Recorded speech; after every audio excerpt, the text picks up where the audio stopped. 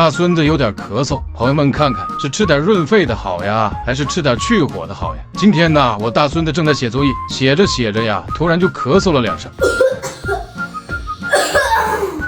我上去就跟我大孙子说：“爷爷，刚才从你这2声咳嗽里呀，可听出有点上火的意思呀。爷爷这就去厨房给你做点去火的东西吃。”哈哈哈哈哈！我这刚要去厨房啊，就被儿媳妇给拦住了。儿媳妇跟我说：“爸呀，你别瞎做菜，孩子咳嗽的声音呐，一听就知道需要吃点润肺的东西。爸呀，你去看孩子写作业，我去厨房做菜。”我一听那哪行啊，我能看了孩子写作业吗？我上去就跟他说呀，我说不行啊，我看不了孩子写作业呀，你去看吧，我去做菜。结果呀，我俩呀就全都挤进了厨房，他做他的，我做我的。哎呀，你跟着我忙活啥呀？你快去看孩子学习去吧，这些菜我做啊。哎呀，爸呀，你去陪你孙子去吧，我在这做，你做那都不对症那个。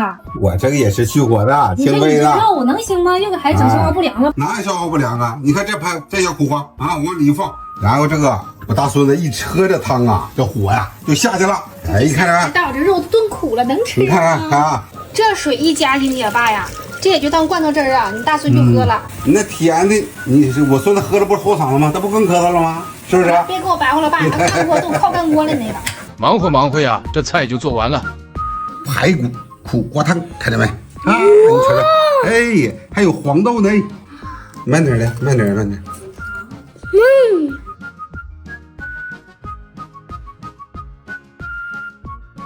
爷爷，你做的太好吃了。看我说跟你妈说，我做的比他们好吃。意思意思就得了。看妈你做这个，一看就不错，是不是？我来再尝尝这个。你做的太好吃了。